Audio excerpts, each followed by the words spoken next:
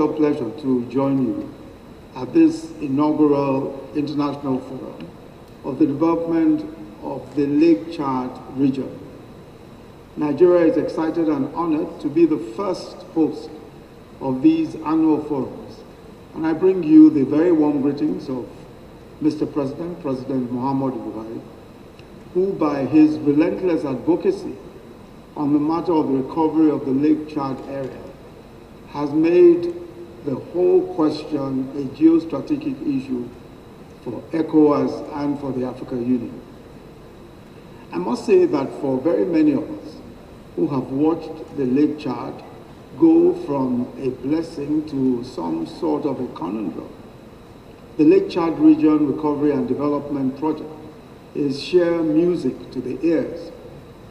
But the story of the rise and fall of the Lake Chad bears repeating so that the work of recovery can be done with sufficient insights into the multiple issues that must be contended with and resolved. At the height of its glory, and we've heard this repeatedly today, the Lake Chad was one of Africa's largest natural deposits, covering 25,000 square kilometers. The lake, a freshwater lake, provided water for over 30 million people in the 4 countries surrounding the Sahel: Nigeria, Cameroon, Chad, and Niger. But its huge economic value included fishing, agricultural productivity, health, and of course security. Today, the Lake Chad has shrunk disastrously to barely 2,000 square kilometers, a case of the devastating impact of climate change on natural resources. This sharp drop in size and the decrease in water levels has also led to a chain of catastrophic events, including the impairment of the capacity of that region to deliver food, health, and security to its population, resulting first in economic instability and downturn in agricultural productivity, and subsequently in the festering insecurity all around the Sahel, and in many cases in the violent contest for food, water, and pasture. The insecurity in the Sahel region has spun up another crisis, a humanitarian crisis of immense proportions. And we've heard here that over 23 million residents and citizens of the 4 countries are displaced currently. The POLAC project's approach to the recovery of the Lake Chad region is an inspired one because it focuses on investment to support regional coordination and crisis monitoring. And we've also heard repeatedly that regional coordination is the key to resolving many of the issues in the region, and connectivity and agricultural livelihoods.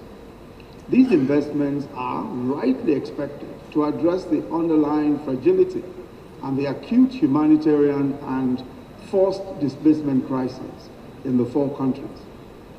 Collaboration, cooperation, and synergy between our countries and stakeholders across the region and the Sahel are the key actions that will determine the speed and effectiveness of the delivery of economic stability and peace, and containing the humanitarian crisis, international cooperation, and all that is required in that area. It's important also to bear in mind that there is a need for international cooperation and collaboration, especially as we've seen in the domain of military action. And we've seen this work for cross-border security interventions, especially in terrorism situations in that neighborhood. All of the successes in our fight against terrorism exemplify what we can achieve working together. We therefore must continue to build on this spirit of cooperation in other areas of intervention and forge even stronger ties for sharing information and lessons from our different experiences. There have been several studies that deal with different aspects of the security challenge, and a multifaceted approach for long-term security and stability of the region will be informed by discussion and analysis of this body of knowledge that is already available. While there's been a lot of progress, there remains much to be done in addressing especially the drivers of insecurity. And where we can improve, we must take every opportunity to do so. One of the things that the crisis has affected is social cohesion within and around many of the communities in the region. So as we rebuild the physical structures within these areas, we should be mindful of the need to foster peaceful coexistence and restore the social fabric of those communities and societies. For without sustainable peace, we're limited in how much we can attract the kind of investments necessary for the growth we need to fulfill all of the development needs of our populations. So as we listen, as we learn and share over the course of this forum, we hope to build stronger ties with our neighbors that will endure and grow beyond the immediate task in front of us, yielding results, we hope, over the short and long term, with new strategies, renewed vigor, and a drive to improve the lives of our brothers and sisters across the 4 countries.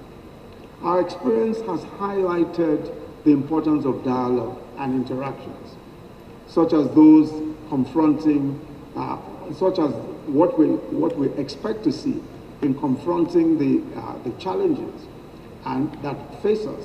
And we're quite confident in the potential of collaboration for achieving all of our objectives. The results and recommendations of this forum are to be transmitted to the various governments to guide policy making and strategic decisions that need to be taken in the short and long term, related, of course, to the development of the region. And I can assure you that the federal government of Nigeria will be an active participant in turning these recommendations into firm actions. I'm confident of the same level of willingness of the governments of Cameroon, Chad, and Niger, which is of course evidenced by their presence here today.